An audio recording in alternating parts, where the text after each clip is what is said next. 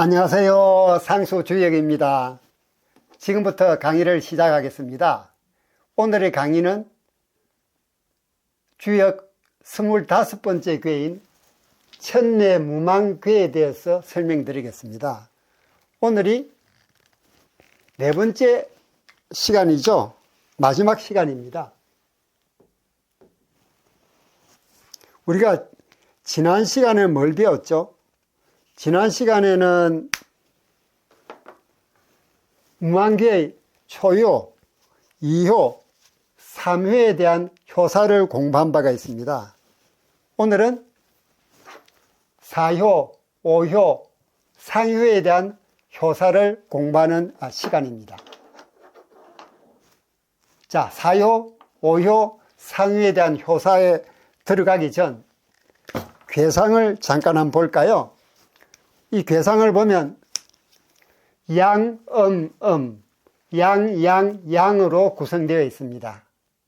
그래서 상궤는 양 3개로 구성되어 있는 하늘을 상징하는 건궤, 하궤는 양, 음으로 구성되어 있는 우레를 상징하는 진귀의 모습입니다. 이 궤상에서 우리가 얻을 수 있는 이미지 무엇일까요? 하늘 아래 우레가 울리고 있습니다. 이 얘기는 하늘이 우레를 작동시키는 거죠. 즉 하늘이 우레를 치게 만드는 겁니다. 그래서 하늘이 우레를 작동시킨다는 얘기는 거기에 전혀 인위적인 가공이 들어가지 않죠. 말 그대로 하늘이 시키는 겁니다. 그래서 무망궤의 핵심 의미는 진솔함 또는 진실함, 자연스러움, 순리, 이런 핵심 의미가 있다고 말씀을 드린 바가 있습니다. 자, 그런 배경을 머리에 두고 4효, 5효, 상효에 대한 효사를 공부하도록 하겠습니다. 먼저 구사를 볼까요? 구사를 보면 가정, 무구입니다.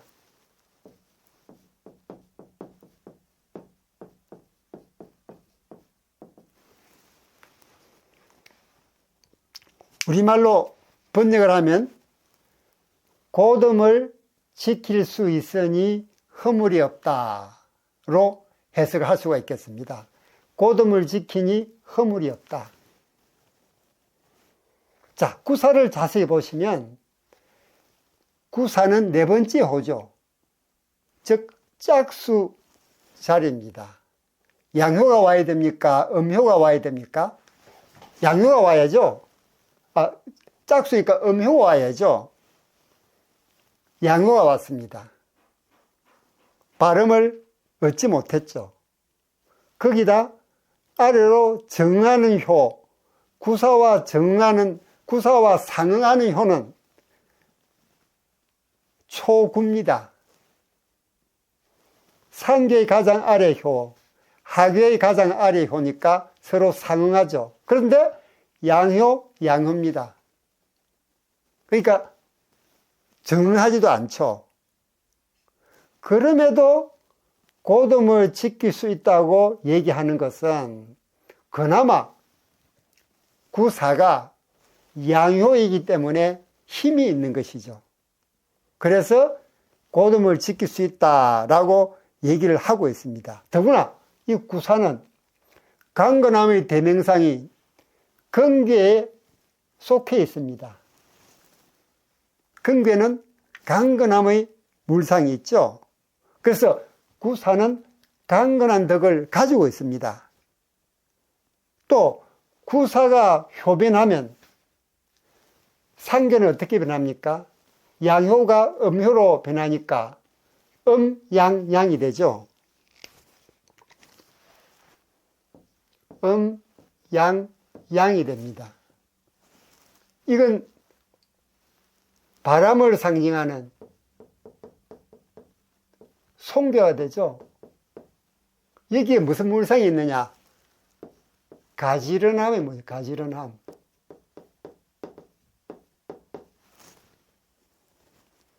즉 구사가 효면한 상괴는 바람을 상징하는 송괴가 되는데, 송괴에는 가지런함의 물상이 있다 라고 얘기를 합니다. 이처럼 구사는 근교에 포함되어 있기 때문에 원래 강건함의 물상을 가지고 있는 데다 또 구사가 효변하면 가지런함의 물상도 나오니 강건함과 가지런함을 동시에 가지고 있습니다. 즉 강건함과 가지런함으로 일관하면서 내적 동력을 가지고 있는 거죠, 이 구사가. 그런데 내적 동력을 가지고 있는 이 구사는 외부의 도움으로 그 내적 동력을 만들어진 게 아닙니다. 왜? 구사는 외부에서 도와줄 효가 없죠. 왜냐하면 구사와 상응하는 초구가 양효이기 때문에 정응하지 않죠. 그래서 외부에서 구사를 도와줄 만한 효가 없습니다. 그럼에도 변함없이 강건하고 가지런함을 유지할 수 있는 것은 원래부터 가지고 있던 구사의 그 강건함과 가지런함의 의미를 구사가 가지고 있기 때문입니다. 즉 강건함과 가지런함의 덕을 구사가 본래 가지고 있기 때문인 것이죠. 그래서 구사에 고dom을 지킬 수 있으니 허물이 없다라고 얘기하는 것은 구사가 그나마 양효이기 때문에 움직일 힘이 있고 또 근교에 포함되어 있기 때문에 강건함의 물상, 또 구사가 효변하면 가지런함의 물상이 생기니까 강건함과 가지런함의 물상을 내적으로 공유하고 있는 것이죠. 즉 내적으로 가지고 있는 겁니다. 원래 가지고 있는 덕입니다. 그래서 구사호사의 가정이란 효사가 나오는 것입니다. 다음은 구오를 볼까요? 구오.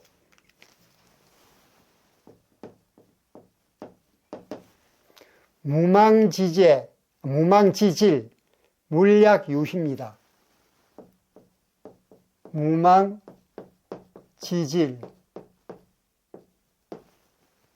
물약유희.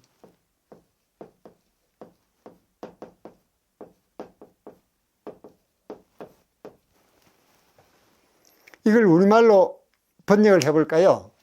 우리말 번역하면 망령됨이 없음에도 병이 생긴 겁니다. 망령됨이 없는데도 생긴 병은 약을 먹지 않아도 기쁜 일이 있다. 즉 망령됨이 없는데도 생긴 병은 약을 먹지 않아도 기쁜 일이 있다 라고 효사는 얘기를 하고 있습니다. 자, 여기서 구오는 자세히 보시면 발음을 얻었죠. 홀수 자리에 양효가 왔으니까 발음을 얻었습니다. 그 다음 중을 덕했죠. 세효의 중간에 있습니다. 발음을 얻고 중을 덕했습니다. 또 아래로 육이와 정응합니다.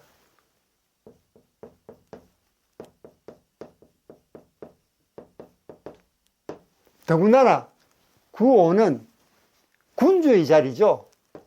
군주의 자리입니다. 자, 이쯤 되면은 갖출 거 다 갖추었죠? 나쁠 게 하나도 없습니다. 그런데도 질이라는 병이 생긴 것은 왜 생겼느냐? 그것은 군주로서 지위에 걸맞은 행동을 하려다 보니까 병이 생긴 겁니다.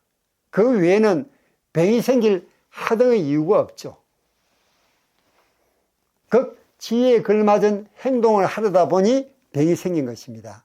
이렇게 구호는 무만계를 통치하는 군주입니다. 무망을 통치하는 주체죠. 하지만 무만계에는 지난 시간에도 말씀드렸듯이 절반은 발음을 얻었고 절반 효는 발음을 얻지 못했다고 했습니다. 자, 보실까요? 발음을 얻은 것은 초효의 양효, 이효의 음효, 오효의 양효, 세 개죠. 즉 홀수 자리에 양이 오고 짝수 자리에 음이 온 것은 초효, 이효, 오효입니다. 나머지 3효, 4효, 상효는 모두 발음을 얻지 못했죠. 그래서 절반입니다. 그러니 무만계를 통치하는 군주의 입장에서도 반은 발음을 얻고 반은 발음을 얻지 못했으니까 이 사이에서 갈등이 일어날 수가 있죠. 갈등을 유발합니다. 하지만 이런 갈등은 오래 가지는 않습니다. 왜 오래 가지 않느냐? 제가 지난 시간에도 말씀드렸듯이 발음을 얻지 못했다는 얘기는 때를 얻지 못했다고 말씀을 드렸습니다.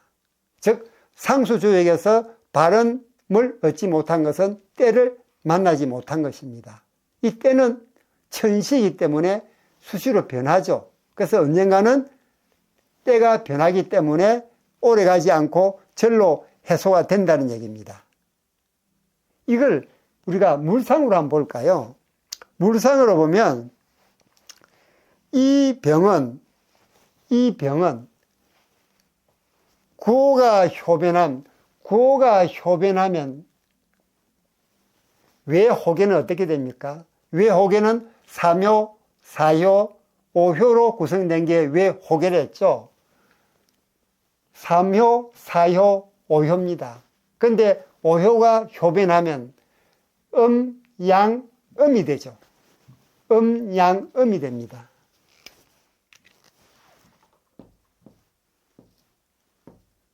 이 괴는 무엇을 의미하죠?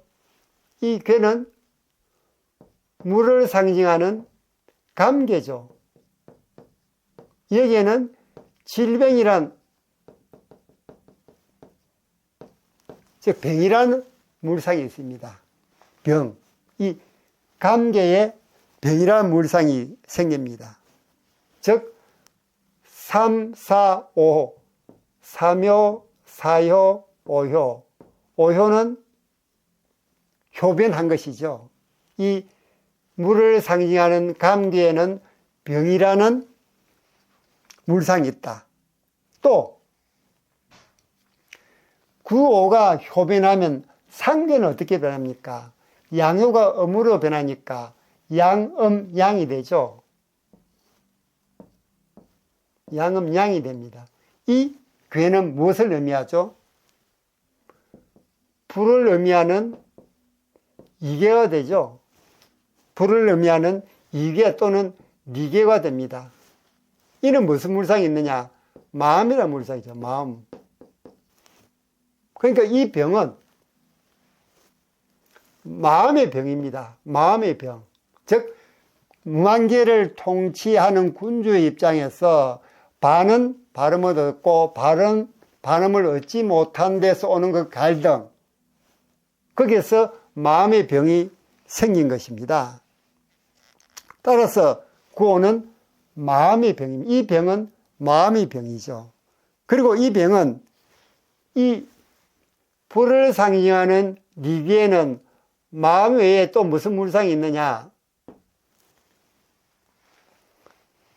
싸움이라면 싸움, 전쟁, 싸움 이런 물상이 있죠. 리기에는 싸움이라는 물상도 있습니다. 그래서 이 마음의 병이 싸움과 연결되어 갈등으로 발전할 수 있죠. 갈등으로. 하지만 이 싸움도 오래 지속되지는 않습니다. 그래서 약을 먹지 않아도 기쁜 일이 있다라는 효사가 구호에서 나오는 것입니다.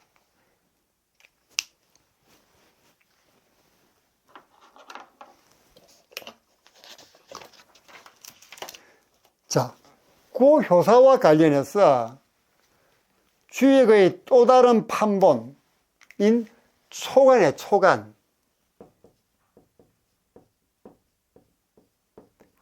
한자로 쓰면 이렇게 되죠. 이 초간의 또 다른, 주역의 또 다른 판본입니다. 초간에 보면 이 물약유희가 어떻게 쓰여 있느냐.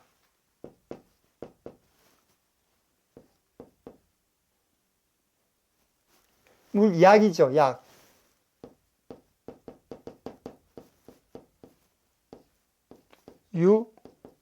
희가 아니고 채로 쓰여 있습니다. 야채할 때 채입니다. 이 주역의 또 다른 판본인 초간을 보면 물약유희가 물약유채로 되어 있습니다. 유채.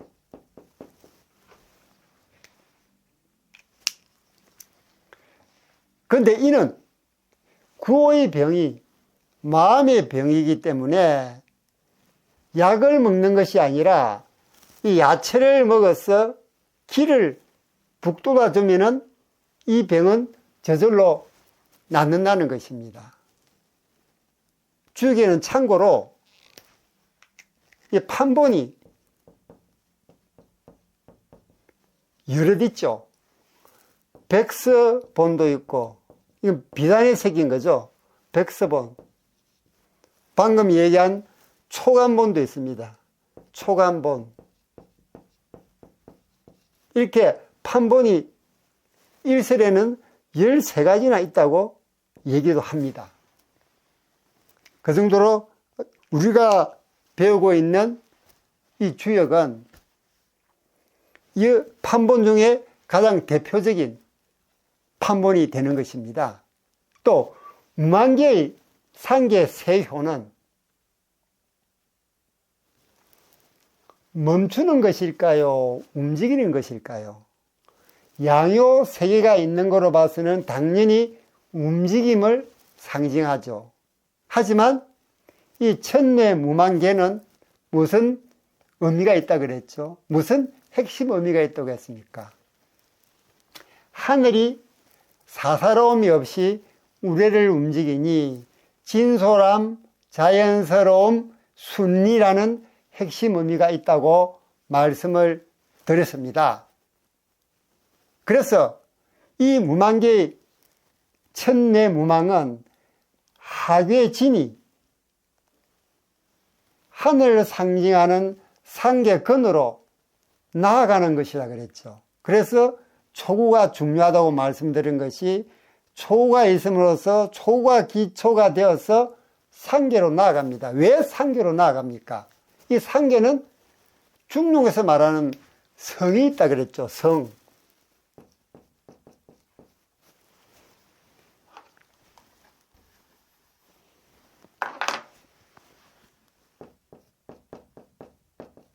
성.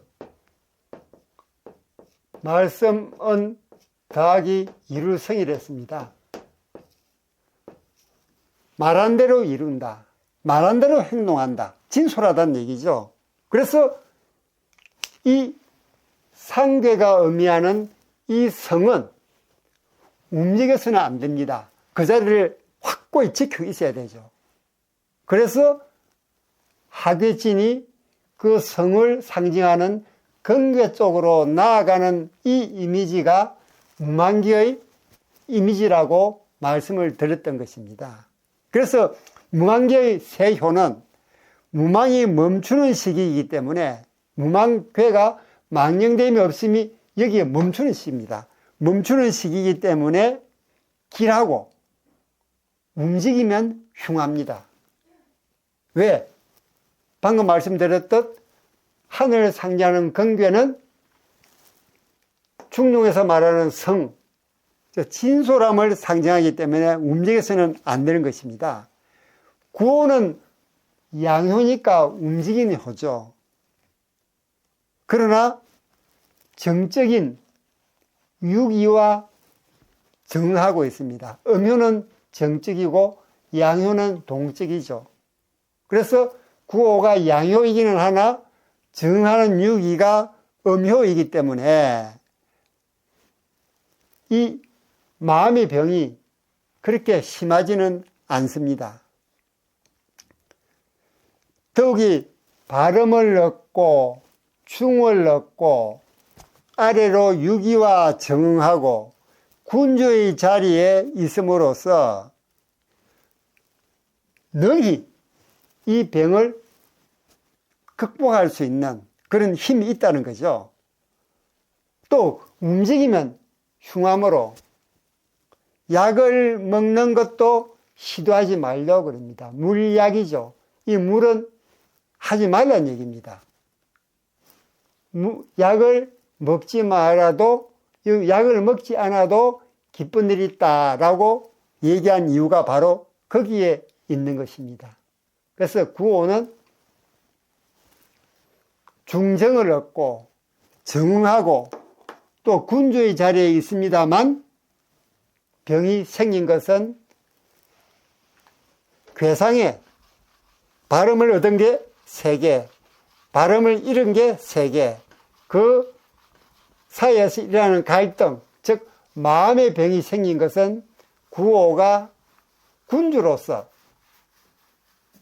무만계를 통치하는 과정에서 일어나는 마음의 병인 것입니다. 다음 상구를 볼까요? 상구.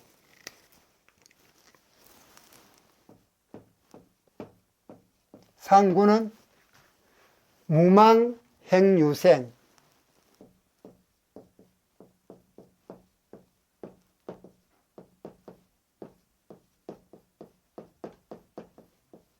그 다음 무율입니다.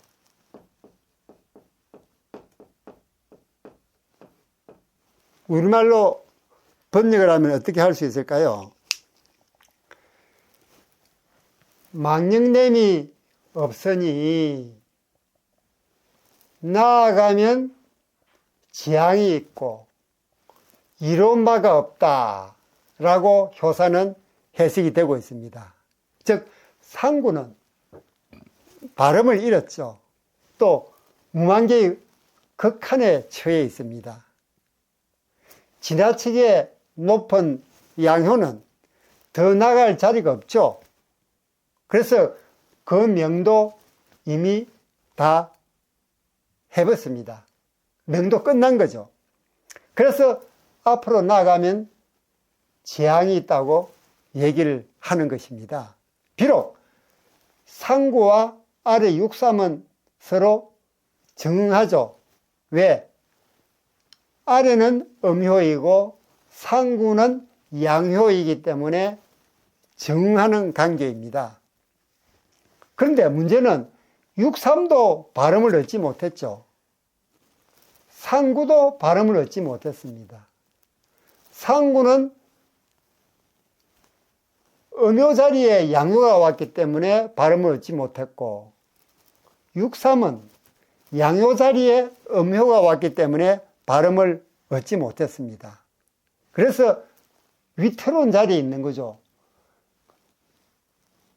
6개 효의 가장 극한의 위치에 있는 데다가 아래로 육삼과 정응하고는 있지만 육삼도 극한에 있고 상구도 극한에 있습니다. 또 서로 발음을 얻지 못했습니다. 그래서 나아가면 재앙이 생기고 이룬 바가 없다라고 얘기를 하는 것입니다. 그리고 여기서 보면 육삼에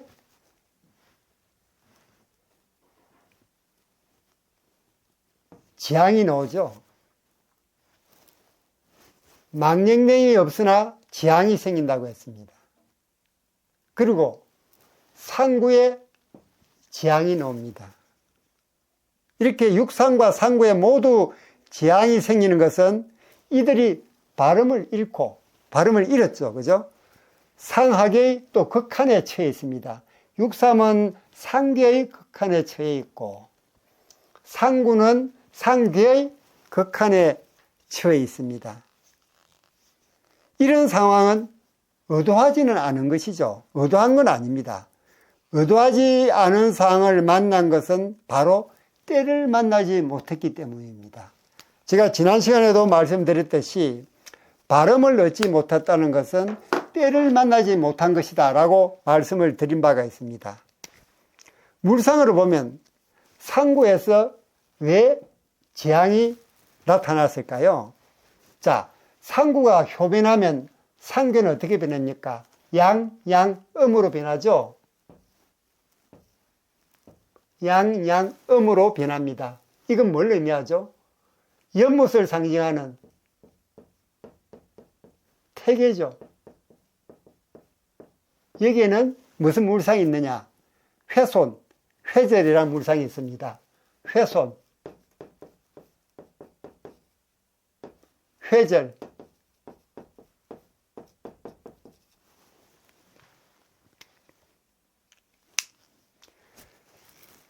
회손이나 회절의 물상이 있기 때문에 상구효사에 생이란 지향의 뜻을 가진 생이 나타나는 것입니다. 또 무만개의 상계 세효는 움직이면 길하다 했습니까? 움직이지 않고 정지해 있으면 길하다고 했습니까? 양효가 색이 있음에도 불구하고 이 상괴가 가지는 의미가 중력에서의 성이라는 그런 목표 지점이 됩니다. 우리가 인간이 도달해야 될 가장 좋은 상태죠. 그게 움직여버리면 안 되죠. 멈춰 있어야 됩니다. 멈춰 있으면 길하고 움직이면 흉합니다. 또 상구는 조금 전에 말씀드렸듯 무만개의 극한에 처해 있습니다. 또 건괴의 일환이기 때문에 지나치게 강합니다. 또 아래로 양효니까 침비하지도 않죠.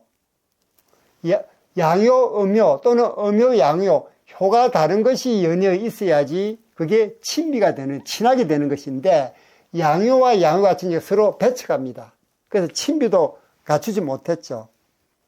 그래서 이 정적인 관계와는 거리가 사실 멉니다.